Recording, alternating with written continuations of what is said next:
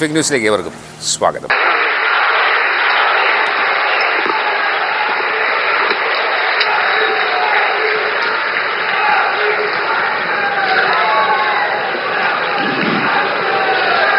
जय केरलम,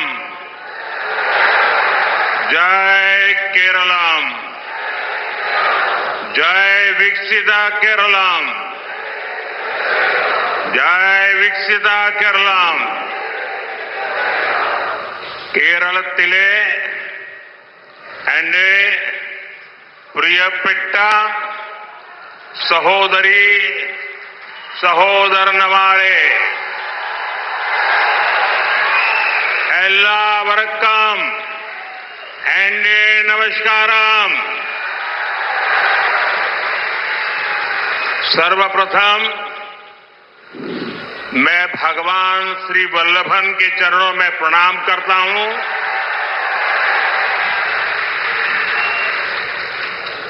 तिरुवल्ला की इस पवित्र धरती से मैं सबरीमला तीर्थ को और स्वामी अयप्पा को भी प्रणाम करता हूं. ഏറ്റവും ആദ്യമായി ഞാൻ ഭഗവാൻ ശ്രീവല്ലഭന്റെ ചരണങ്ങളിൽ നമസ്കരിക്കുകയാണ്.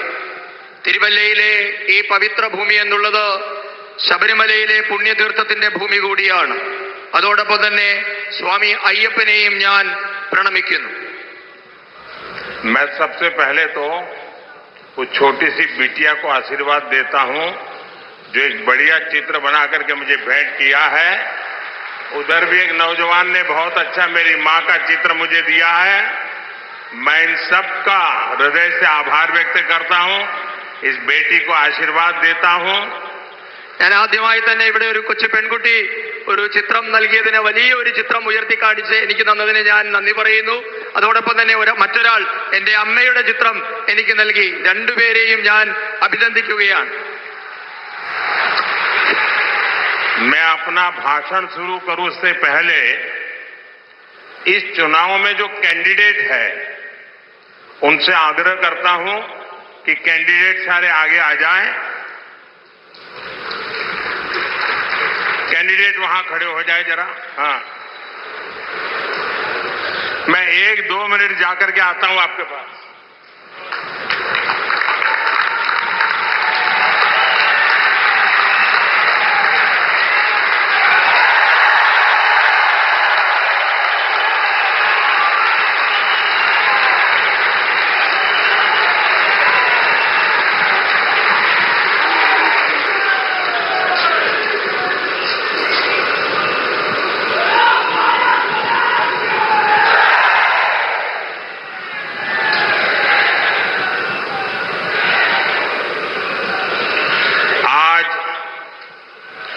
तिरुवल्ला में इतनी बड़ी संख्या में आप सबकी उपस्थिति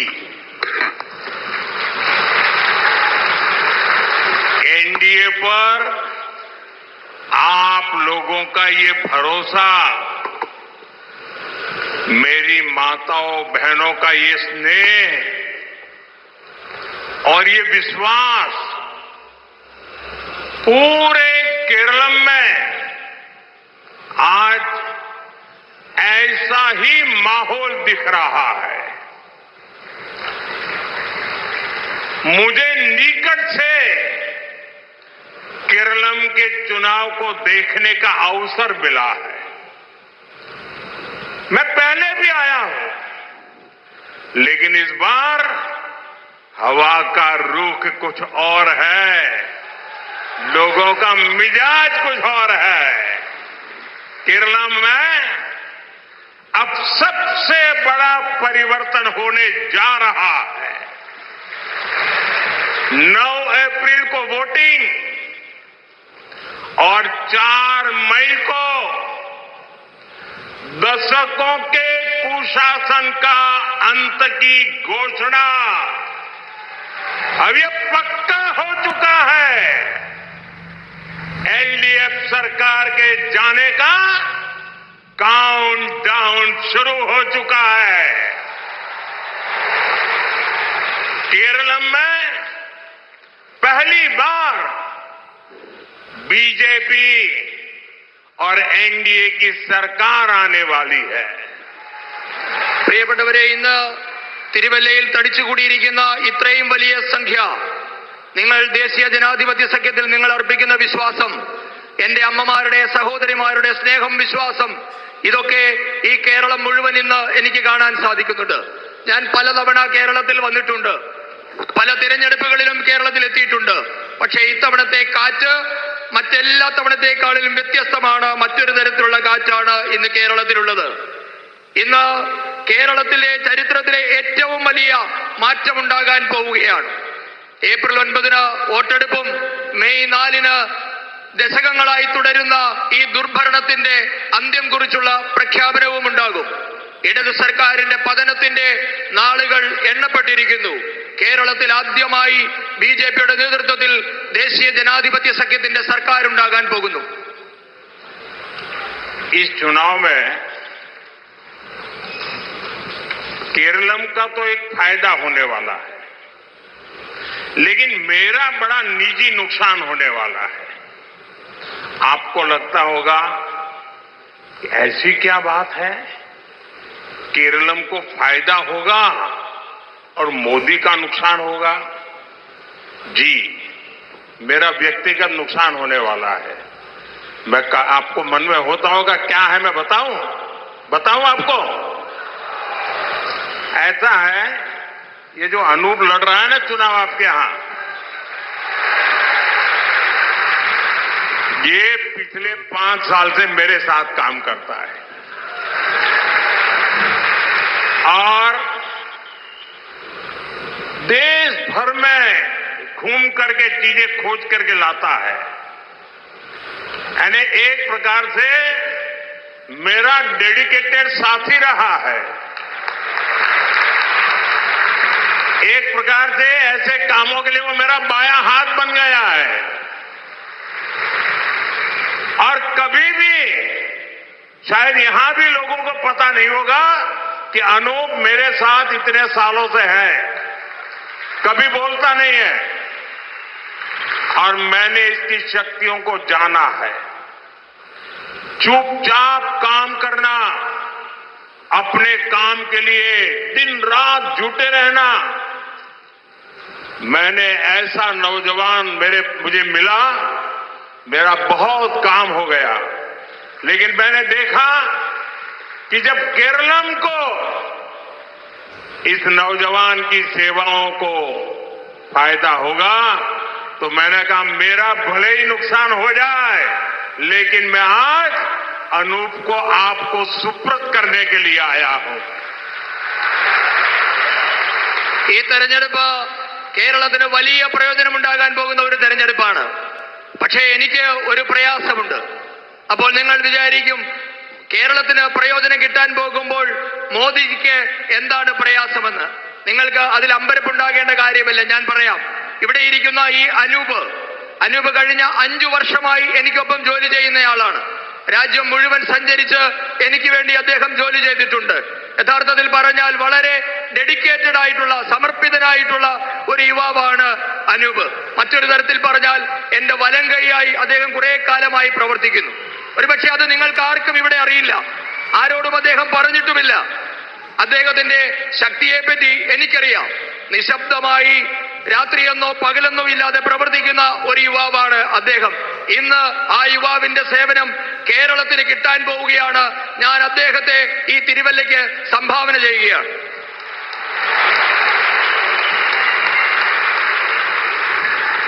एनडीए सुरतगढ़े तिरुवल्ला केरलम में विकास के नए युग की शुरुआत का केंद्र बनकर उभरा है. मैं इस जन समर्थन के लिए तिरुवल्ला की जनता का बहुत बहुत धन्यवाद करता हूं. तिरुवल्ला के लोगों का विश्वास ये हमारी सबसे बड़ी ताकत है. तिरुवल्लयिले जनंगलुडे विश्वासमान यंगलुडे ഏറ്റവും വലിയ ശക്തി. പ്രിയപ്പെട്ടവരെ, കേരളത്തിൽ ഉണ്ടാകാൻ പോകുന്ന പുതിയ വികസന യുഗത്തിന്റെ പ്രഭവ കേന്ദ്രമായി തിരുവല്ല മാറുകയാണ്. ഇത്രയും വലിയ ഒരു മഹാസമ്മേളനത്തിന് ഞാൻ തിരുവല്ലയിലെ ജനങ്ങളോട് നന്ദി പറയുകയാണ്. തിരുവല്ലയിലെ ജനങ്ങളുടെ വിശ്വാസമാണ് ഞങ്ങളുടെ ശക്തി. एंडे सुहृदगणे, अभी 2-3 दिन पहले जब मैं दिल्ली में था, मेरी केरलम के बीजेपी कार्यकर्ताओं से फोन पर लंबी चर्चा हुई. मेरा बूथ सबसे मजबूत कार्यक्रम में 5,000 से ज्यादा शक्ति केंद्र, इतने छोटे से केरला में 5,000 से ज्यादा शक्ति केंद्र में बीजेपी के 1,25,000 से ज्यादा कार्यकर्ता मेरे साथ फोन पर जुड़े थे और 30-40 मिनट इस चर्चा में मैंने देखा, साफ साफ दिखा कि केरलम की जनता ने एलडीएफ सरकार की विदाई पक्की कर ली है.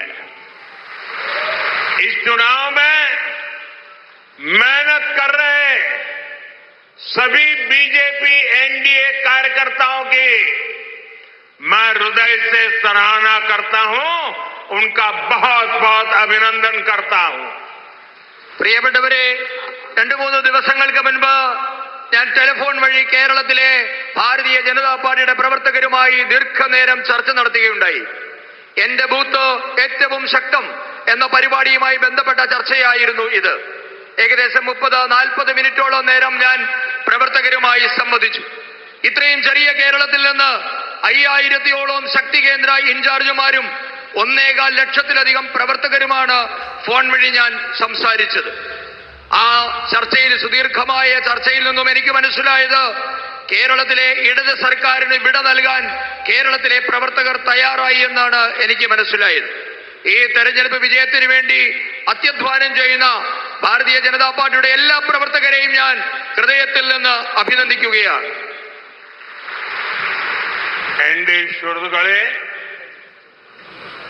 मैं केरलम की ताकत को देख रहा हूं. अभी जहां हमारा हेलीकॉप्टर लैंड हुआ, हेलीपैड से मैं यहां तक आया, जितने लोग यहां हैं ना, उससे ज्यादा लोग रोड शो में वहां खड़े थे. मेरे लिए बड़ा सरप्राइज था. रोड शो का कार्यक्रम नहीं था, लेकिन पूरे रास्ते भर मैं देख रहा था, लोग ह्यूमन चेन की बात करते हैं लेफ्ट के लोग, आज यहां के लोगों ने ह्यूमन वॉल बना करके दिखा दिया. പ്രിയപ്പെട്ടവരെ, കേരളത്തിന്റെ ശക്തി ഇന്നും ഞാൻ കണ്ടു. ഞാൻ ഹെലിപ്പാഡിൽ നിന്നും ഇറങ്ങി കാറിൽ, ഹെലികോപ്റ്ററിൽ നിന്ന് ഇറങ്ങി കാറിൽ ഇങ്ങോട്ടേക്ക് വരുമ്പോൾ റോഡിന്റെ ഇരുവശങ്ങളിലും ഇവിടെ ഇരിക്കുന്ന ഇത്രയും ജനങ്ങളെക്കാൾ കൂടുതൽ ജനങ്ങൾ റോഡിന്റെ ഇരുവശങ്ങളിലുമായി റോഡ് ഷോയ്ക്ക് എന്ന പോലെ അവിടെ അണിനിരന്നിരുന്നു. പ്രിയപ്പെട്ടവരെ, അങ്ങനെ ഒരു റോഡ് ഷോ നാം പ്ലാൻ ചെയ്തിട്ടില്ലായിരുന്നു. പക്ഷേ റോഡിന്റെ ഇരുവശങ്ങളിലുമായി വലിയ മനുഷ്യ മതിൽ തീർത്ത് അവർ അവിടെ അണിനിരന്നിട്ടുണ്ടായിരുന്നു. एंडे सुहृदगणे, हमारे केरलम को ईश्वर ने अपार संसाधन और संभावनाएं दी है. यहां समंदर में ब्लू इकोनॉमी के असीम अवसर है. यहां उद्योगों के लिए संभावनाएं हैं. पर्यटन के क्षेत्र में कितना बड़ा पोटेंशियल है, लेकिन फिर भी केरलम विकास की दौड़ में बाकी राज्यों से लगातार पिछड़ रहा है, पीछे होता जा रहा है. പ്രിയപ്പെട്ടവരെ, നമ്മുടെ കേരളത്തിന് ഈശ്വരൻ അനന്തമായ വിഭവങ്ങളും സാധ്യതകളുമാണ് നൽകിയിട്ടുള്ളത്. നമ്മുടെ വിശാലമായ തീരപ്രദേശങ്ങൾ നമ്മുടെ ബ്ലൂ ഇക്കോണമിക്ക് ഏറ്റവും അനുയോജ്യമായതാണ്. കേരളത്തിൽ വ്യവസായങ്ങൾക്ക് അനന്ത സാധ്യതയാണ് ഉള്ളത്. വ്യവസായങ്ങൾക്ക് ഇവിടെ അവസരമുണ്ട്. വിനോദസഞ്ചാര മേഖലയ്ക്ക് വൻ സാധ്യതയുണ്ട്. പക്ഷേ എന്നിട്ടും കേരളം വികസനത്തിന്റെ കാര്യത്തിൽ മറ്റു സംസ്ഥാനങ്ങളെക്കാൾ വളരെ വളരെ വളരെ പിറകിലാണ്. एनडीए सुहृदगणे, एलडीएफ यूडीएफ की सरकारों ने कभी भी इस क्षेत्र की परवाह नहीं की. यहां कनेक्टिंग रोड का हाल बेहाल है. मुझे आपके ही साथी बता रहे थे, यहां कई वर्षों से एक भी बड़ा पुल नहीं बना है. कोट्टयम में मेडिकल कॉलेज की हालत इतनी खराब है कि उसका वर्णन करना मुश्किल है. जहां बेसिक इंफ्रास्ट्रक्चर की ऐसी कमी हो, वहां आपकी क्वालिटी ऑफ लाइफ कैसी होगी, इसका अंदाजा हर कोई लगा सकता है. പ്രിയപ്പെട്ടവരെ, കേരളത്തിലെ രണ്ട് മുന്നണികൾക്ക്, ഇടത് വലത് മുന്നണികൾക്ക് ഇക്കാര്യങ്ങളിലൊന്നും വലിയ ശ്രദ്ധ നൽകിയിട്ടില്ല. നമ്മളുടെ വിവിധ പ്രദേശങ്ങളെ തമ്മിൽ ബന്ധിപ്പിക്കുന്ന നമ്മുടെ ഗ്രാമീണ ഇടറോഡുകളുടെയൊക്കെ അവസ്ഥ വളരെ പരിതാപകരമാണ്. വർഷങ്ങളായി ഇവിടെ ഒരു പുതിയ പാലം പണിയാൻ പോലും, ഒരു വൻകിട പാലം നിർമ്മിക്കാൻ പോലും ഇവർക്ക് സാധിച്ചിട്ടില്ല. നമ്മുടെ തൊട്ടടുത്തുള്ള കോട്ടയം മെഡിക്കൽ കോളേജിന്റെ അവസ്ഥ വർണ്ണിക്കാൻ പോലും ആകാത്ത തരത്തിൽ വളരെ പരിതാപകരമാണ്. അടിസ്ഥാന സൗകര്യ വികസനങ്ങൾക്ക് ഇത്രയും അപര്യാപ്തത ഉള്ളയിടത്ത് എങ്ങനെ നമ്മുടെ ജീവിത നിലവാരം ഉയരും എന്നതിനെപ്പറ്റി എല്ലാവർക്കും ചിന്തയുണ്ടാകണം. एनडीए सुहृदगणे, केरलम में कभी बीजेपी सरकार नहीं रही, लेकिन आप सबके आशीर्वाद से, देश की जनता जनार्दन के आशीर्वाद से हम केंद्र सरकार के जरिए केरलम के विकास में कोई कोर कसर नहीं छोड़ रहे. जब कांग्रेस दिल्ली में सत्ता में थी और एलडीएफ यूडीएफ दोनों मिलकर के दिल्ली में सरकार चलाते थे, उस समय केरलम को जो मदद मिली, उसकी तुलना में एनडीए सरकार ने, मोदी सरकार ने 5 गुना ज्यादा पैसा केरलम को भेजा है. പ്രിയപ്പെട്ടവരെ, കേരളത്തിൽ നാളിതുവരെ ഭാരതീയ ജനതാ പാർട്ടിയുടെ സർക്കാർ ഉണ്ടായിട്ടില്ല. എന്നിട്ടും കേരളത്തിന്റെ വികസനത്തിനായി ചെയ്യാൻ സാധിക്കുന്ന എല്ലാ കാര്യങ്ങളും ജനദേവന്മാരുടെ, നിങ്ങളുടെ ഓരോരുത്തരുടെയും അനുഗ്രഹ ആശിസ്സോടുകൂടി ചെയ്യാൻ ഞങ്ങൾക്ക് സാധിച്ചിട്ടുണ്ട്. കേരളത്തിന്റെ വികസനത്തിനായി കിട്ടിയ ഒരവസരവും ഞങ്ങൾ പാഴാക്കിയിട്ടില്ല. കോൺഗ്രസ് കേന്ദ്രം ഭരിച്ചിരുന്ന സമയത്തേക്കാൾ 5 മടങ്ങ് അധികം തുകയാണ് മോദി സർക്കാർ, എൻഡിഎ സർക്കാർ കേരളത്തിനായി നൽകിയത്. एनडीए सुहृदगणे, बीजेपी एनडीए को आपकी ईज ऑफ लिविंग और क्वालिटी ऑफ लाइफ दोनों की चिंता है. हमने पीएम आवास योजना के तहत गरीबों को पक्के घर दिए हैं. जल जीवन मिशन के तहत गांव-गांव पाइप से पानी पहुंचाने का काम हो रहा है. यहां रबर के किसान बड़ी संख्या में रहते हैं.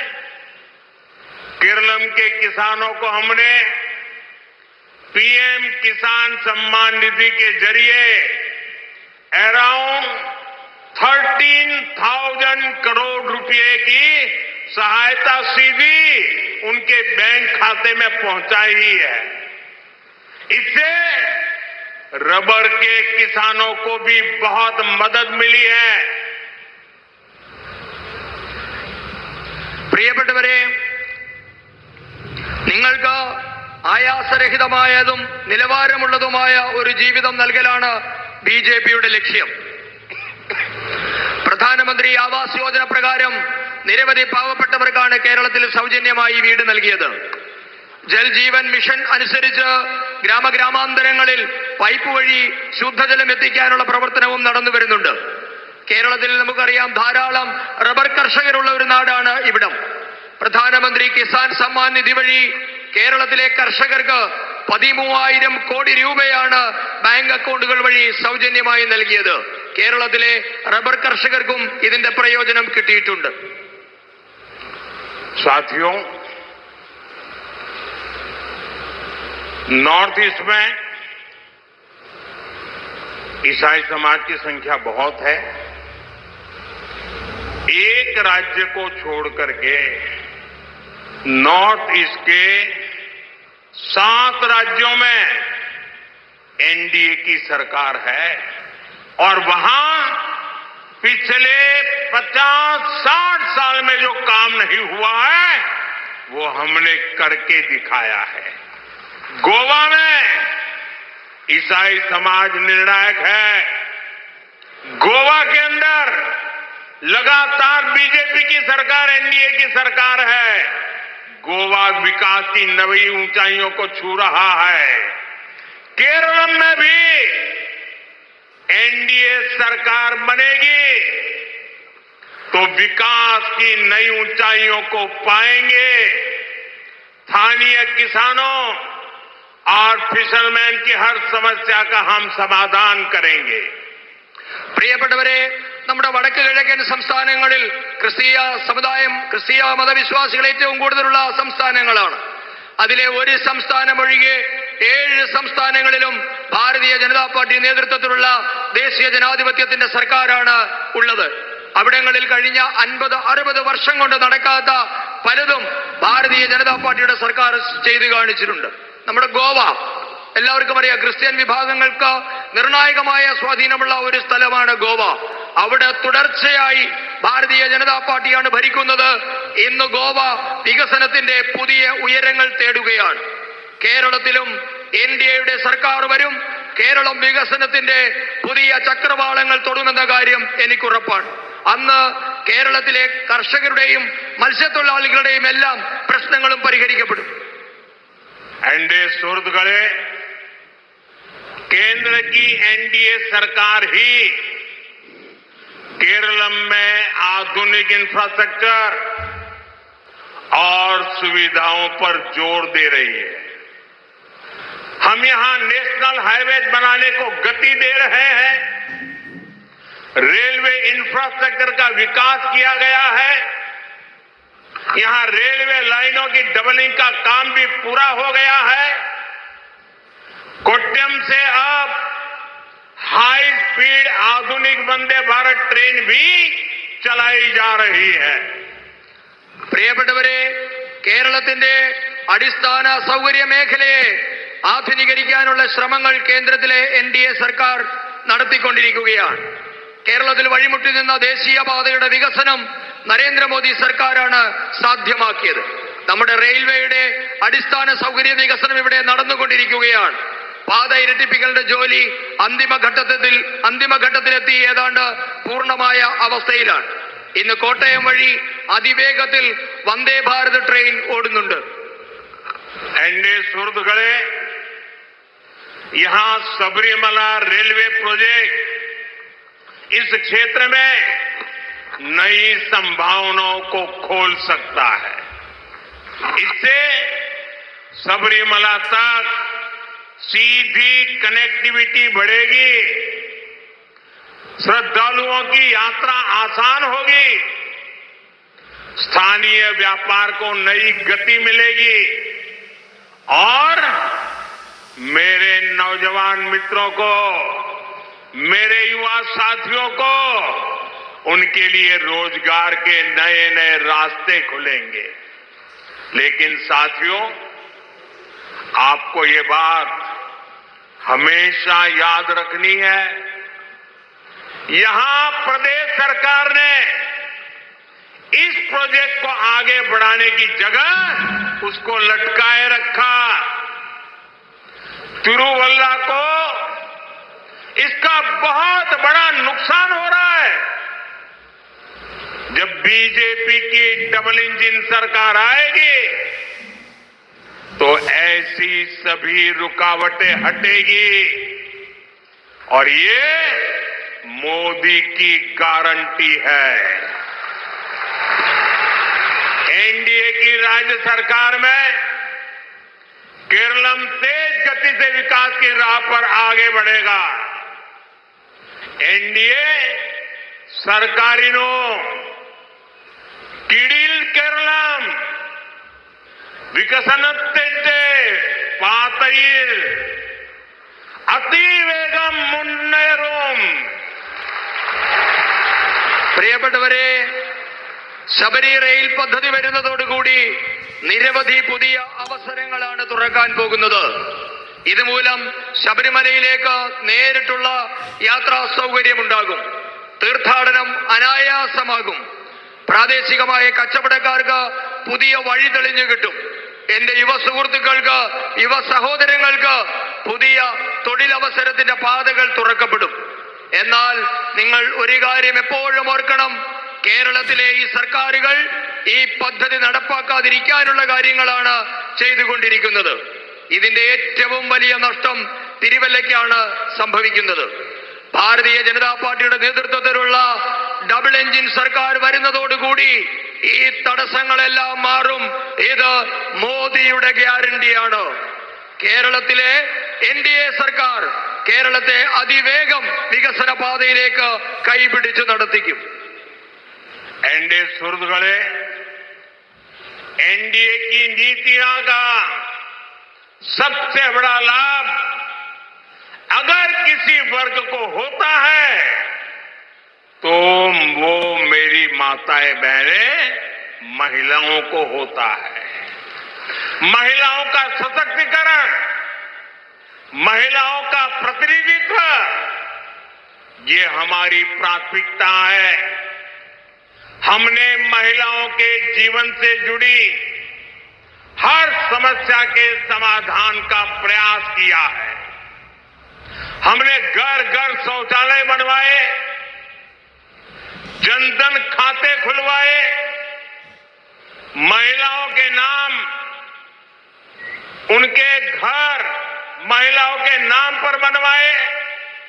मुद्रा लोन के जरिए अपना खुद का कारोबार शुरू करने वालों में बड़ी हिस्सेदारी महिलाओं की है. उनको बैंक से पैसा मिला है. हम विमेन सेल्फ हेल्प ग्रुप को भी लाखों करोड़ रुपए की मदद दे रहे हैं. लखपति दीदी का अभियान सफलतापूर्वक आगे बढ़ा है. पहले मैंने 3 करोड़ लखपति दीदी बनाने का लक्ष्य रखा था. देश में 3 करोड़ लखपति दीदी बन चुकी. अब मैंने और नई 3 करोड़ महिलाओं को लखपति दीदी बनाने का लक्ष्य रखा है. केरल में बीजेपी सरकार आएगी तो यहां भी डबल इंजन सरकार का सबसे बड़ा लाभ मेरी माताओं, बहनों को, बेटियों को, महिलाओं को मिलने वाला है. आपने देखा होगा, अभी हमने एक बड़ा कार्यक्रम शुरू किया है. भविष्य में माताओं बहनों को कैंसर न हो, इसलिए 13-14 साल की बच्चियों को उनकी जांच करके एक वैक्सीन लेने की योजना है. ये भविष्य में हमारी माताओं बहनों को, ये बेटियां जब बड़ी हो जाएगी वो कैंसर से बच पाएगी. इतना बड़ा काम आज देश की बेटियों के लिए, महिलाओं के लिए, माताओं के लिए एनडीए भाजपा सरकार कर रही है. പ്രിയപ്പെട്ടവരെ, ദേശീയ ജനാധിപത്യ സർക്കാരിന്റെ നയങ്ങൾ കൊണ്ട് ഏതെങ്കിലും ഒരു പ്രത്യേക വിഭാഗത്തിന് മാത്രമായി പ്രയോജനം കിട്ടിയിട്ടുണ്ടെങ്കിൽ അത് നമ്മളുടെ സ്ത്രീകൾക്കാണ്, അമ്മമാർക്കാണ്, നമ്മുടെ പെൺമക്കൾക്കാണ്. സ്ത്രീ ശാക്തീകരണവും സ്ത്രീകൾക്ക് അർഹമായ പ്രാതിനിധ്യവും ഒക്കെ നമ്മളുടെ പ്രാഥമികമായ ദൗത്യമാണ്. സ്ത്രീകളുടെ ജീവിതത്തിലെ നിരവധി പ്രശ്നങ്ങൾക്ക് നമ്മുടെ സർക്കാർ പരിഹാരം കണ്ടിട്ടുണ്ട്. നമ്മുടെ എല്ലാ വീടുകളിലും ശൗചാലയം എത്തിച്ചു, ജൻധൻ അക്കൗണ്ടുകൾ തുറന്നു, സ്ത്രീകളുടെ പേരിൽ വീടുകൾ നിർമ്മിച്ചു നൽകി. അതോടൊപ്പം തന്നെ പുതിയ പുതിയ സംരംഭങ്ങൾ തുടങ്ങുന്നതിനായി വായ്പ നൽകുന്ന മുദ്രാ യോജനയുടെ ഗുണഭോക്താക്കളിൽ കൂടുതലും ഇന്ന് സ്ത്രീകളാണ്. വനിതാ സ്വയം സഹായ സംഘങ്ങൾക്ക് ലക്ഷക്കണക്കിന് കോടി രൂപയാണ് സഹായമായി നൽകിയത്. പ്രിയപ്പെട്ടവരെ, ഈ അടുത്ത് കേന്ദ്ര സർക്കാർ നടപ്പാക്കിയ ഒരു പദ്ധതിയാണ് ലാഖ്പതി ദീദി എന്നുള്ളത്. നമ്മളുടെ സ്ത്രീകളെ ലക്ഷാധിപതികളാക്കുക എന്ന ലക്ഷ്യത്തോടു കൂടി തുടങ്ങിയ ഈ പദ്ധതി 3 കോടി ആൾക്കാർക്ക് നൽകാനാണ് ലക്ഷ്യം വെച്ചിരുന്നത്. അത് പൂർത്തിയാക്കിയിട്ട് അടുത്ത 3 കോടി സ്ത്രീകൾക്ക് നൽകുന്നതിന് വേണ്ടിയിട്ടാണ് കേന്ദ്ര സർക്കാർ ഇപ്പോൾ ലക്ഷ്യം വെക്കുന്നത്. അതോടൊപ്പം തന്നെ ഇന്ന് നമ്മുടെ പെൺകുഞ്ഞുങ്ങൾക്ക് ഭാവിയിൽ ക്യാൻസർ രോഗം വരാതിരിക്കാൻ, ഗർഭാശയ ക്യാൻസർ അടക്കമുള്ളതിന്റെ പ്രതിരോധത്തിന് വേണ്ടി 13-14 വയസ്സുള്ള പെൺകുഞ്ഞുങ്ങൾക്ക് സൗജന്യമായി ക്യാൻസർ വാക്സിൻ നൽകാനും കേന്ദ്ര സർക്കാർ തീരുമാനിച്ചിട്ടുണ്ട്. ഇത്രയും വലിയ സ്ത്രീ സൗഹൃദമായ ഒരു പദ്ധതിയും രാജ്യത്ത് നാളിതുവരെ നടന്നിട്ടില്ല. കേരളത്തിലും BJPയുടെ നേതൃത്വത്തിൽ ഇരട്ട എഞ്ചിൻ സർക്കാർ വരുന്നതോടുകൂടി ഏറ്റവും കൂടുതൽ പ്രയോജനം കിട്ടാൻ പോകുന്നത് നമ്മുടെ അമ്മമാർക്കാണ്, പെൺകുഞ്ഞുങ്ങൾക്കാണ്, സഹോദരിമാർക്കാണ്. एनडीए सुहृदगणे, ये हमारी ही सरकार है जिसने लोकसभा और विधानसभा में महिलाओं को 33% रिजर्वेशन दिया है।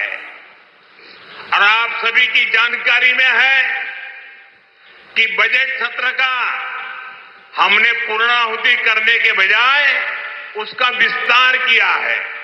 3 दिन के लिए 16, 17, 18 अप्रैल को संसद फिर से मिलने वाली है। आपको पता है क्यों मिलने वाली है? जो कानून हमने पारित किया है 33% महिलाओं के लिए 2029 में लोकसभा के चुनाव से इसका लाभ मिलना शुरू हो जाए। 33% बहनें पार्लियामेंट में आकर के बैठे, इसके लिए कानून बनाने की जरूरत है। जैसे पार्लियामेंट ने सर्वसम्मति से महिला आरक्षण का बिल पास किया था, वैसे ही 16, 17, 18 को 2 काम करने हैं। केरल हो, तमिलनाडु हो, बाकी राज्य हो, जिन्होंने जनसंख्या नियंत्रण में अच्छा काम किया है। लोग झूठ फैला रहे हैं कि जनसंख्या कम हो रही है तो सीटें कम हो जाएगी। हम इस बार पार्लियामेंट में पक्का करना चाहते हैं, पार्लियामेंट में कानून पे थप्पा लगाना चाहते हैं कि केरल हो, तमिलनाडु हो, कर्नाटक हो, आंध्र हो, गोवा हो, तेलंगाना हो, कहीं पर भी लोकसभा की सीटें कम न हो, इसका थप्पा लगाने के लिए। और दूसरा, महिलाओं के लिए जो सीटें होगी वो अतिरिक्त सीटें बढ़ जाए, इतना बड़ा फायदा हमारे दक्षिण भारत के राज्यों को मिले, इसके लिए हम कानून संशोधन के लिए सत्र बुला रहे। हमने कांग्रेस के लोगों को मीटिंग के लिए बुलाया। हम आशा करते हैं कि वो हमारी बात मान करके आएंगे। हमने इंडिया अलायंस के मित्रों से बात की है। आप भी लोगों को बताइए, कांग्रेस के लोगों को बताइए, एलडीएफ के लोगों को बताएं कि महिलाओं के अधिकार का एक कानून निर्विरोध पास होना चाहिए। ये उनसे वादा लीजिए आप लोग। और मैं उनसे भी प्रार्थना करता हूं कि मेरी माताओं बहनों का ये हक 40 साल से लटका हुआ है, अब 2029 के चुनाव में फिर से लटकना नहीं चाहिए। इसलिए मैं सभी राजनीतिक दलों पर, देश की माताएं बहनें दबाव डालें, सब संसद में आए और इस कानून को पारित करें। महिला जनप्रतिनिधियों की संख्या, इस विषय को देखते हुए नारी शक्ति वंदन कानून में संशोधन किया जाएगा। यह आवश्यक है कि ये संशोधन सर्वसम्मति से पास हो, ताकि साल 2029 में होने वाले चुनाव में ही इसका लाभ हमारी माताओं बहनों को मिलना शुरू हो जाए। मैं सभी दलों से आग्रह करूंगा कि नारी शक्ति से हित से जुड़ा काम है, इसलिए खुले मन से कोई भी राजनीतिक हिसाब किताब किए बिना पूर्ण समर्थन करके माताओं बहनों का विश्वास जीतने में आप भी भागीदार बनिए। പ്രിയപ്പെട്ടവരെ, നമ്മുടെ രാജ്യത്ത് രാഷ്ട്രീയത്തിൽ സ്ത്രീകൾക്ക് 33% സംവരണം ഏർപ്പെടുത്തിയത് നമ്മുടെ സർക്കാരാണ്. ഈ 33% സംവരണ നിയമം കൊണ്ടുവന്നത് മൂലം ഇനി 2029 നടക്കാൻ പോകുന്ന ലോക്സഭാ തെരഞ്ഞെടുപ്പിലടക്കം ഇതിന്റെ മാറ്റമുണ്ടാകും. ഇപ്പോൾ നടന്നു വന്നിരുന്ന ബജറ്റ് സെഷൻ നമ്മൾ 3 ദിവസത്തേക്ക് കൂടി ദീർഘിപ്പിച്ച വിവരം ഒരുപക്ഷെ നിങ്ങൾ എല്ലാവരും അറിഞ്ഞിട്ടുണ്ടാകും. ഏപ്രിൽ മാസം 16, 17, 18 തീയതികളിൽ നമ്മളുടെ വനിതാ സംവരണ ബില്ലിന്മേൽ സ്ത്രീകൾക്ക് പാർലമെന്റിൽ എത്ര സീറ്റ് ഉണ്ടാകണം എന്ന വിഷയത്തിന്മേൽ ചർച്ച നടക്കാൻ പോവുകയാണ്. രാജ്യത്ത് വനിതാ ജനപ്രതിനിധികൾ എത്ര വേണമെന്നത് സംബന്ധിച്ച് നാരി ശക്തി വന്ദൻ നിയമത്തിന്മേലാണ് ചർച്ച നടക്കാൻ പോകുന്നത്. 2029 നടക്കാൻ പോകുന്ന തിരഞ്ഞെടുപ്പ് മുതൽ നടപ്പാക്കാൻ പോകുന്ന ഈ നിയമം ഏകകണ്ഠമായി പാസാക്കേണ്ടത് വളരെ അത്യാവശ്യമാണ്. ചിലർ ചില വ്യാജ പ്രചരണങ്ങൾ നടത്തുന്നുണ്ട്. ജനസംഖ്യാ നിയന്ത്രണത്തിൽ കേരളവും തമിഴ്നാടും അടക്കമുള്ള ചില ദക്ഷിണേന്ത്യൻ സംസ്ഥാനങ്ങൾ മികച്ച രീതിയിൽ പ്രകടനം നടത്തുന്നത് കൊണ്ട് അവരുടെ ലോക്സഭാ സീറ്റുകൾ കുറയുമെന്ന രീതിയിലുള്ള പ്രചരണം നടക്കുന്നുണ്ട്. എന്നാൽ അത് വ്യാജ പ്രചരണമാണ്, കള്ളപ്രചരണമാണ്. ഈ നിയമം ഉറപ്പാക്കുന്നു, ദക്ഷിണേന്ത്യയിലെ ഒരു സംസ്ഥാനത്തെയും ലോക്സഭാ സീറ്റുകൾ കുറയാൻ പോകുന്നില്ല എന്ന കാര്യം ഈ നിയമം ഉറപ്പാക്കും. അതോടൊപ്പം തന്നെ കോൺഗ്രസിന്റെ നേതാക്കന്മാരെ, ഇടതുപക്ഷത്തിന്റെ നേതാക്കന്മാരെ, ഇന്ത്യ സഖ്യത്തിന്റെ നേതാക്കന്മാരെ ഒക്കെ ഞങ്ങൾ ചർച്ചയ്ക്ക് വിളിച്ചിട്ടുണ്ട്. അവർ വരുമെന്നാണ് ഞങ്ങൾ പ്രതീക്ഷിക്കുന്നത്.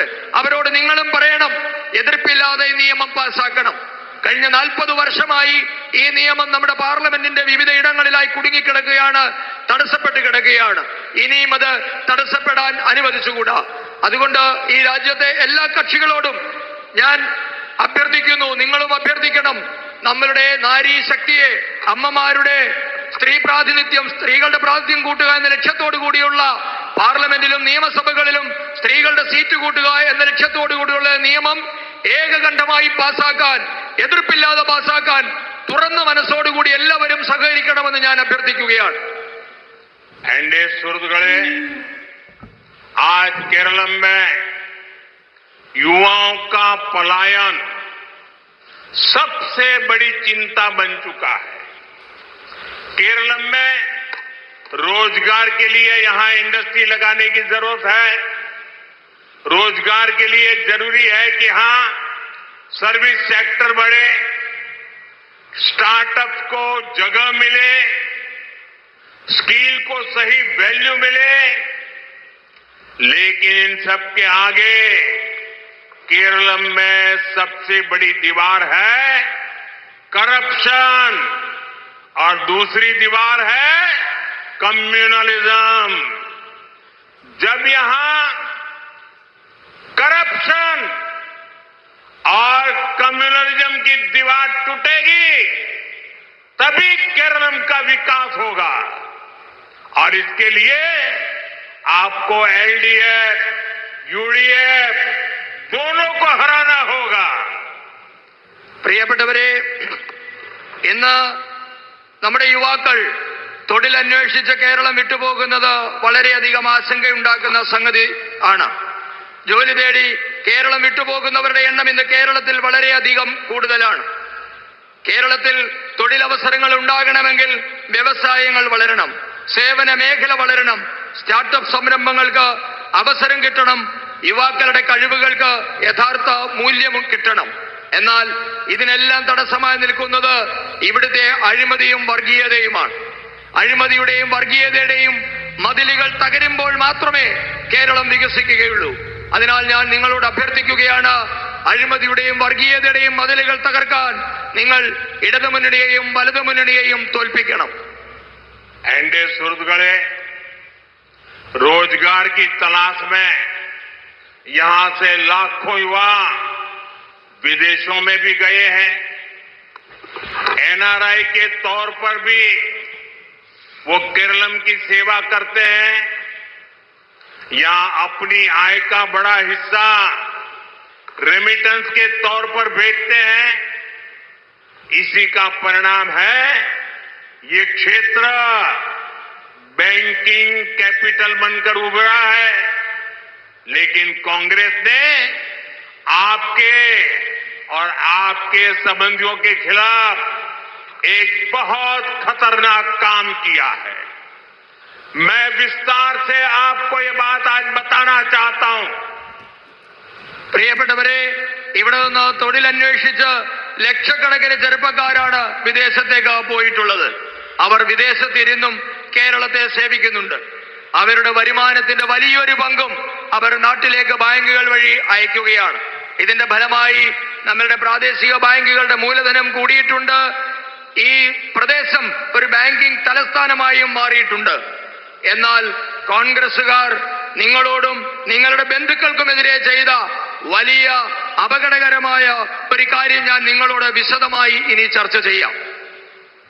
एनडीए सुहृदगणे, वेस्ट एशिया के युद्ध संकट ने कांग्रेस और उसके साथी दलों के मंसूबों को एक्सपोज कर दिया है।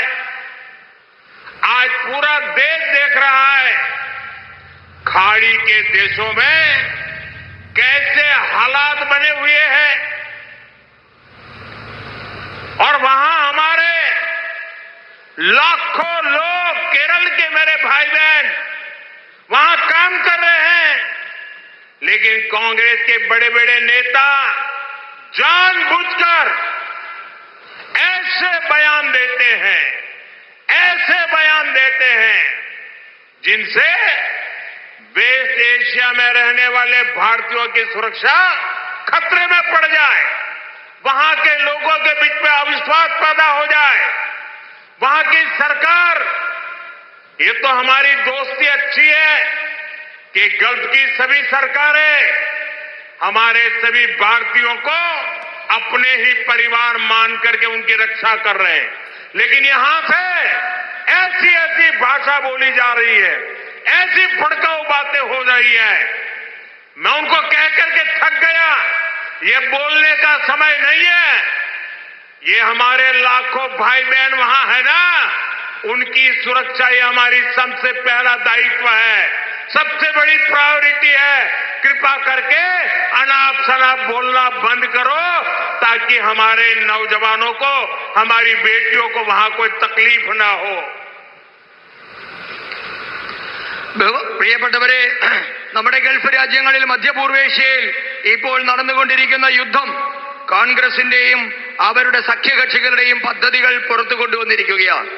ഗൾഫ് രാജ്യങ്ങളിലെ അവസ്ഥ എന്താണ് എന്ന് ഇന്ന് ലോകം മുഴുവൻ കണ്ടുകൊണ്ടിരിക്കുകയാണ്.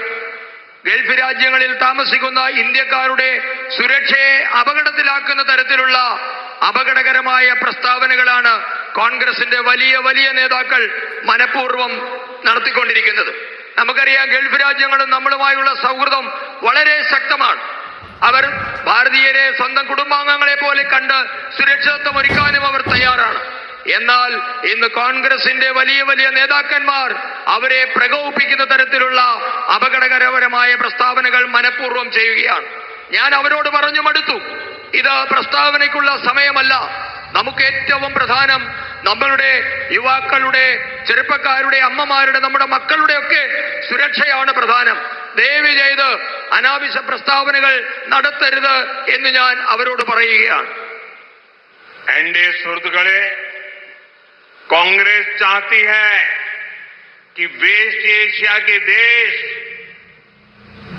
भारत को अपना दुश्मन समझ ले।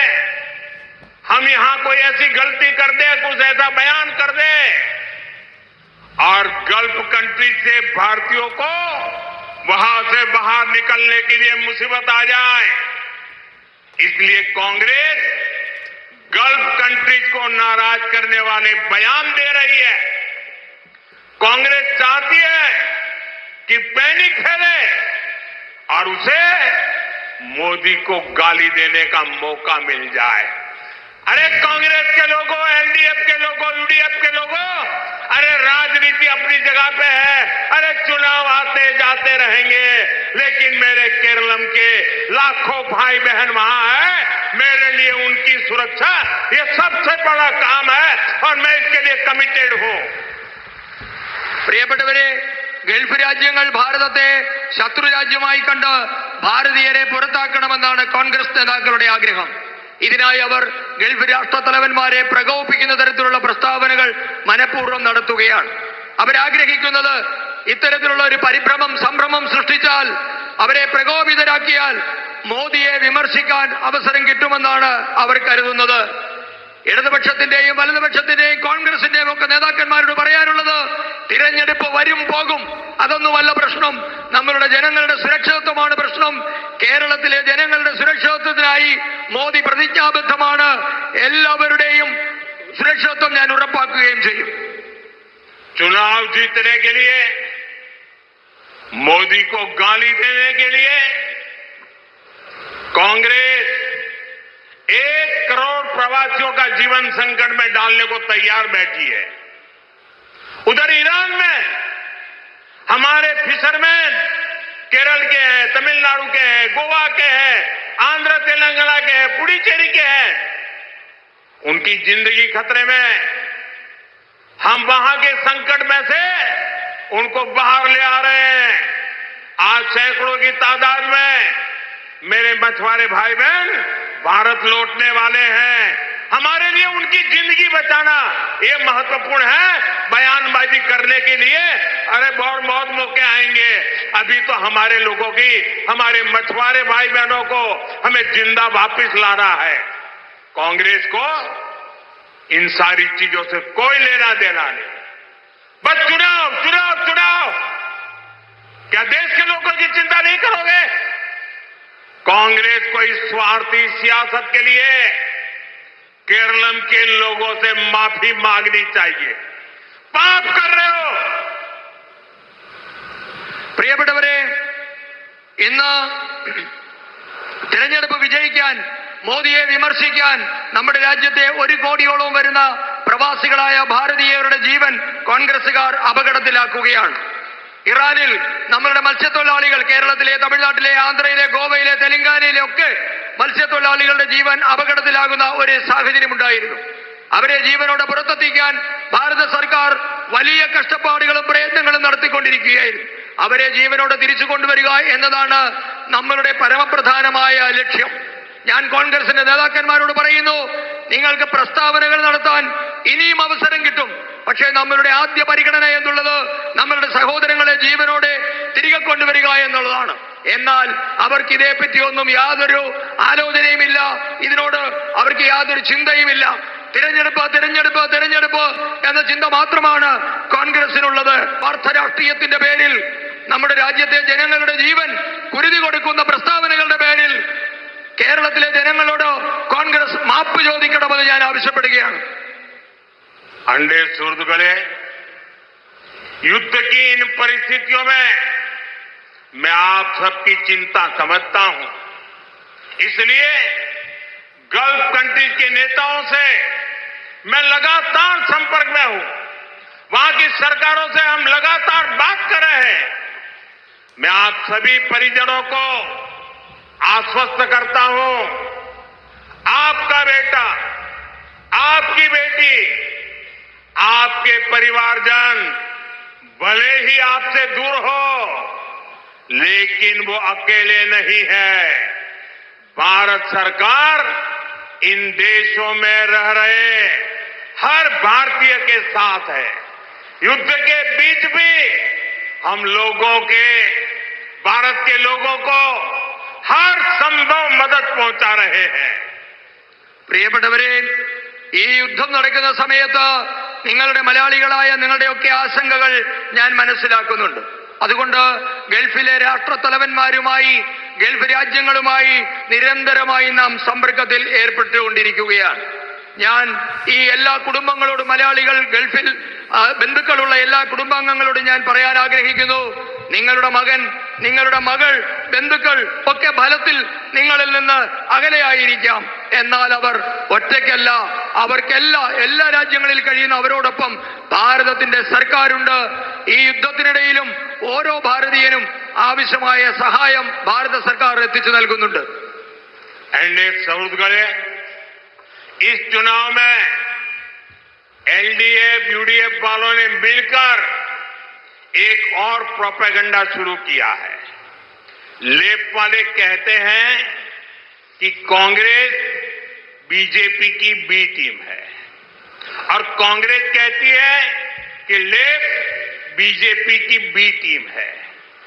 इन्हें इसलिए कहना पड़ रहा है क्योंकि ये दोनों भी जानते हैं कि इस चुनाव में केरलम में अगर कोई पार्टी ए टीम है तो ए टीम बीजेपी ही है. പ്രിയപ്പെട്ടവരെ, ഈ തെരഞ്ഞെടുപ്പ് കാലത്ത് ഇടത് വലത് മുന്നണികൾ കേരളത്തിൽ മറ്റൊരു വലിയ പ്രചരണം അഴിച്ചുവിട്ടിട്ടുണ്ട്. ഇടത് കക്ഷികൾ പറയുകയാണ് കോൺഗ്രസ് എന്നുള്ളത് ബി ജെ പിയുടെ ബി ടീമാണ്. കോൺഗ്രസുകാർ പറയുന്നു ഇടതു പാർട്ടികൾ ബി ജെ പിയുടെ ബി ടീമാണ്. ഇവർ രണ്ടുപേരും ഇങ്ങനെ ഒരുപോലെ പറയുന്നതിന് ഒരു കാരണമുണ്ട്. കാരണം ഇവർ രണ്ട് കൂട്ടർക്കും അറിയാം കേരളത്തിൽ ഇന്ന് ഏതെങ്കിലും ഒരു ടീം എ ടീമായിട്ടുണ്ട് എങ്കിൽ അത് ഭാരതീയ ജനതാ പാർട്ടിയാണെന്ന കാര്യത്തിൽ ഇവർ രണ്ടുപേർക്കും ഒരു സംശയവുമില്ല. एनडीए सुरदगढ़े साथियों, आपने ये भी देखा है कि इस चुनाव में एलडीएफ और यूडीएफ दोनों मिलकर सिर्फ बीजेपी को गालियां दे रही है. उनके निशाने पर सिर्फ बीजेपी है. इसकी एक वजह और भी है जो आपको जरूर जानना चाहिए, नोट करना चाहिए. दरअसल एलडीएफ और यूडीएफ की सीक्रेट पार्टनरशिप इतनी पक्की है कि एक दूसरे पर आरोप लगाने से बच रहे हैं और इसलिए और असल में ये दोनों एक ही सिक्के की दो साइड है. इनकी ये दुश्मनी है ना, वो नकली है, WWF है. एलडीएफ और यूडीएफ की दोस्ती एवरग्रीन है. जब भी दिल्ली में सरकार बनती है साथ होते हैं, बगल में तमिलनाडु में साथ में चुनाव लड़ रहे हैं. പ്രിയപ്പെട്ടവരെ, ഇന്ന് ഇടത് വലത് മുന്നണികൾ നിങ്ങൾ ശ്രദ്ധിച്ചിട്ടുണ്ടോ ഒരു കാര്യം? രണ്ട് മുന്നണികളും ഒന്നു ചേർന്ന് ബി ജെ പിയെ മാത്രമാണ് വിമർശിക്കുന്നത്. അവരുടെ ചിന്തയിൽ നിന്ന് ബി ജെ പി മാത്രമേ ഉള്ളൂ. നിങ്ങൾ ഒരു കാര്യം ഉറപ്പായും ശ്രദ്ധിക്കണം, ഇവരുടെ രഹസ്യ കൂട്ടുകെട്ട് വളരെ ശക്തമായതിനാലാണ് ഇവർ പരസ്പരം വിമർശിക്കാൻ പോലും തയ്യാറാകാത്തത്. ഇവരുടെ ശത്രുത എന്നുള്ളത് ഇവരുടെ തട്ടിപ്പാണ്, ഇവരുടെ ശത്രുത എന്നുള്ളത് വ്യാജമാണ്, ഇവരുടെ സൗഹൃദം എന്നുള്ളത് അനാദിയാണ്. ഇവർ നാണയത്തിന്റെ ഒരു വശങ്ങളാണ്. ഇവർ വ്യത്യാസം ഒന്ന് മാത്രമേ ഉള്ളൂ. കേരളത്തിൽ ഇവരുടെ സൗഹൃദം കർട്ടന് പിന്നിലാണെങ്കിൽ മറ്റിടങ്ങളിലെ ഇവർ പരസ്യമായി ഇന്ത്യ മുന്നണിയുടെ ഭാഗമാണ്. एनडीए सऊदगढ़े लेफ्ट और कांग्रेस दोनों वोट बैंक के लिए कट्टरपंथी लोगों को राजनीति में आगे बढ़ाते हैं. मुनंबम जैसी घटनाएं केरलम में आम होती जा रही है.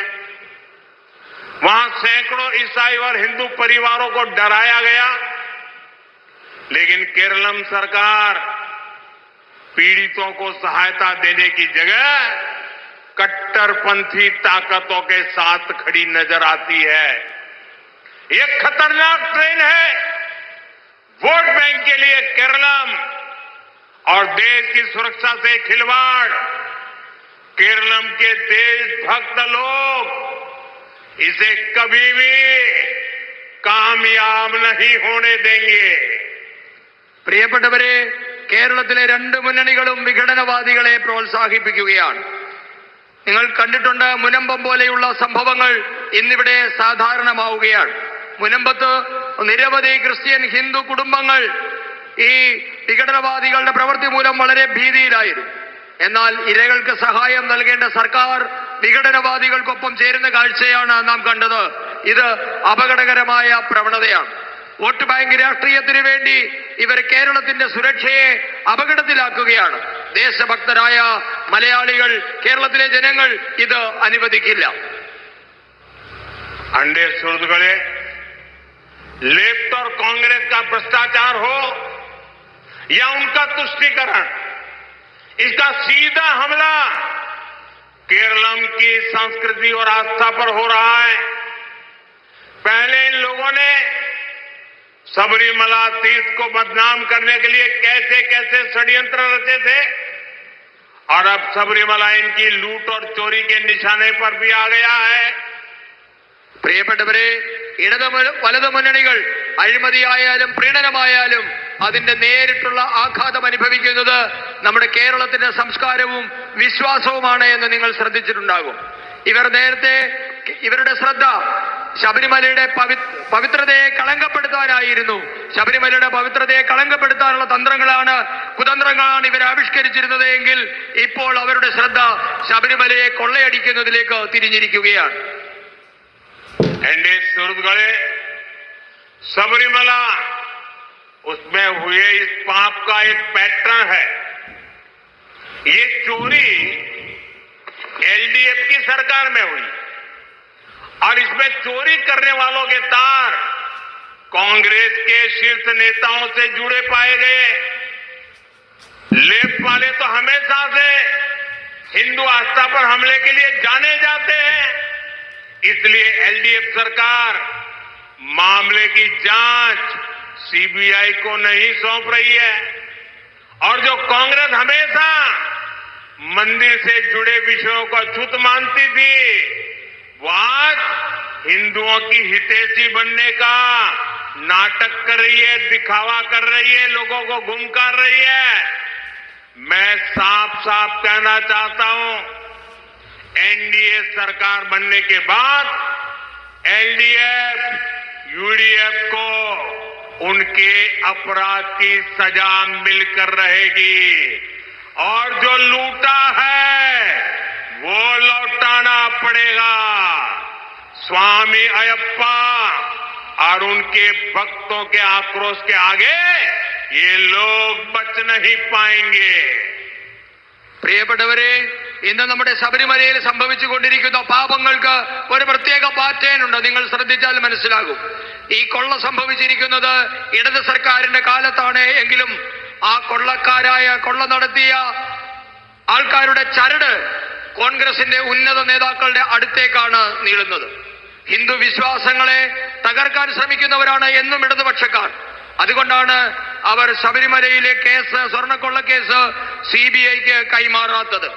നേരെ മറിച്ച് കോൺഗ്രസ് ആകട്ടെ എന്നും ക്ഷേത്ര സംബന്ധമായ വിഷയങ്ങളെ തൊട്ടുകൂടാത്തതായിട്ടാണ് അവർ കണക്കാക്കുന്നത്. എന്നാൽ ഇന്ന് കേരളത്തിലെ കോൺഗ്രസ് നേതാക്കന്മാരാകട്ടെ അവർ ഹിന്ദുക്കളുടെ അഭ്യുദയകാംക്ഷികളായി നടിച്ച് ഇന്ന് നാടകം കളിക്കുകയാണ്. ഞാൻ പറയുന്നു, എൻഡിഎ സർക്കാർ വന്നാൽ ഈ രണ്ട് കൂട്ടർക്കും ശിക്ഷ വാങ്ങിക്കൊടുക്കുമെന്ന കാര്യം ഞാൻ വ്യക്തമായി ഇവിടെ പറയാൻ ആഗ്രഹിക്കുകയാണ്. സ്വാമി അയ്യപ്പന്റെയും ലക്ഷക്കണക്കിന് അയ്യപ്പ ഭക്തരുടെയും കോപത്തിൽ നിന്ന് ഇവർക്ക് രക്ഷപ്പെടാൻ ആവില്ല. ये कांग्रेस वाले, ये यूडीएफ वाले, वो एलडीएफ वाले, हर चीज में झूठ बोलना ये जैसे उनका स्वभाव बन गया है। देश को गुमराह करना ये उनका स्वभाव बन गया है। जब सीए लाए तो देश को इतना झूठ बोला, आज सीए लागू हुआ, देश को कोई नुकसान नहीं हुआ है। झूठ बोलने में माहिर है। केरलम फाइल्स आई फिल्म तो भी बोलने लगे सब झूठ है। कश्मीर फाइल आई तो बोलने लगे सब झूठ है। धुरंधर फिल्म आई तो बोलने लगे झूठ है। कुछ भी करो बता देना, झूठ फैला देना। इन दिनों एफसीआरए को लेकर के भी ऐसा ही झूठ फैलाया जा रहा है। यूसीसी के लिए ऐसा ही झूठ फैलाया जा रहा है। गोवा में यूसीसी है, दशकों से है, लेकिन झूठ फैलाना, एफसीआरए के लिए झूठ फैलाना, सीए के लिए झूठ फैलाना, धुरंधर जैसी फिल्म के लिए झूठ फैलाना, केरलम फिल्म के लिए झूठ फैलाना, कश्मीर फाइल फिल्म के लिए झूठ फैलाना, ये झूठ फैलाने का कारोबार लेके बैठे हुए हैं। പ്രിയപ്പെട്ടവരെ, കോൺഗ്രസ് ആകട്ടെ, UDF ആകട്ടെ, LDF ആകട്ടെ, ഇടതുപക്ഷമാകട്ടെ, എല്ലാവരും കള്ളം പറയുന്നത് അവരുടെ സ്വഭാവമായി ഇന്ന് മാറിയിരിക്കുകയാണ്. ദേശത്തെ അപമാനിക്കുക എന്നുള്ളത് അവരുടെ സ്വഭാവമായി മാറിയിരിക്കുകയാണ്. നമുക്കറിയാം, പൗരത്വ നിയമ ഭേദഗതി കൊണ്ടുവന്നപ്പോൾ അവർ രാജ്യം മുഴുവൻ കള്ളപ്രചരണങ്ങൾ നടത്തി. ആരുടെയൊക്കെ പൗരത്വമില്ലാതെയായി പോകുന്നു എന്ന തരത്തിൽ. എന്നാൽ ആർക്കും ഒരു കുഴപ്പവും ഉണ്ടായില്ല എന്ന് നമ്മൾ കണ്ടു. കശ്മീർ ഫയൽ സിനിമ വന്നപ്പോൾ അവർ പറഞ്ഞു ഇത് കള്ളത്തരമാണ്. കേരള സ്റ്റോറി വന്നപ്പോൾ അതിനെതിരെ വ്യാജ പ്രചരണം നടത്തി. ഇപ്പോൾ ദുരന്തർ സിനിമ വന്നപ്പോൾ അതിനെതിരെ അവർ കള്ളത്തരം പ്രചരിപ്പിക്കുകയാണ്. ഏറ്റവും അവസാനം അവരിപ്പോൾ FCRA നിയമത്തിനെതിരെയും കള്ളം പറയുകയാണ്. യൂണിഫോം സിവിൽ കോഡ് കൊണ്ടുവരുന്നതിനെതിരെ കള്ളം പറയുന്നു. എല്ലാ കാര്യത്തിനും അവർ കള്ളം പറയുന്നത് കൊട്ടേഷൻ എടുത്തവരായി മാറിയിരിക്കുകയാണ്. अंडे सौदगड़े केरलम की आस्था, संस्कृति, इसकी रक्षा हो, केरलम विकास की नई ऊंचाइयों को छुए, ये हम सभी का संकल्प है. आज भाजपा NDA उम्मीदवार को वोट देकर विकसित केरलम की यात्रा शुरू करिए. मैं आपको निमंत्रण देता हूं, आप आइए.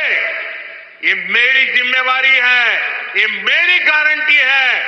50 साल में केरलों का विकास नहीं हुआ, हम 5 साल में करके देंगे. പ്രിയപ്പെട്ടവരെ, കേരളത്തിന്റെ സംസ്കാരവും വിശ്വാസവും രക്ഷിക്കാൻ കേരളം വികസനത്തിന്റെ പുതിയ ചക്രവാളത്തിൽ എത്തുക, ഇതൊക്കെ നമ്മുടെ ലക്ഷ്യമാണ്. ഇത് നമ്മുടെയൊക്കെ ആഗ്രഹമാണ്. അതിനായി നിങ്ങൾ എല്ലാവരും BJP NDA സ്ഥാനാർത്ഥികൾക്ക് വോട്ട് ചെയ്യണമെന്ന് ഞാൻ അഭ്യർത്ഥിക്കുകയാണ്. ഞാൻ നിങ്ങൾക്ക് ഉറപ്പ് നൽകുന്നു, ഇത് മോദിയുടെ ഗ്യാരണ്ടിയാണ്. കഴിഞ്ഞ 50 വർഷമായി കേരളത്തിൽ നടക്കാത്ത വികസനം ഞങ്ങളെ ഭരണമേൽപ്പിച്ചാൽ 5 വർഷം കൊണ്ട് നടത്തി കാണിക്കും. ഇത് ഞങ്ങളുടെ ഉറപ്പാണ്, മോദിയുടെ ഗ്യാരണ്ടിയാണ്. NDA सौदगड़े, कल ईस्टर है. मैं ईस्टर की आपको शुभकामनाएं देता हूं. कुछ ही सप्ताह में सभी मलयाली साथी विशु भी मनाएंगे. मैं भी विशु की भी अग्रिम शुभकामनाएं देता हूं. പ്രിയപ്പെട്ടവരെ, നാളെ ഈസ്റ്റർ ആണ്.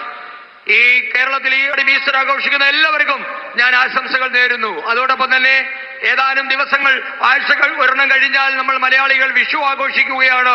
എല്ലാ മലയാളികൾക്കും ഞാൻ വിഷു ആശംസകളും നേരുന്നു. मैं सबसे पहले तो आप सबकी माफी मांगना चाहता हूं, क्योंकि मैं मलयाली ये आपकी बहुत सुंदर भाषा, वो मैं बोल नहीं पाता.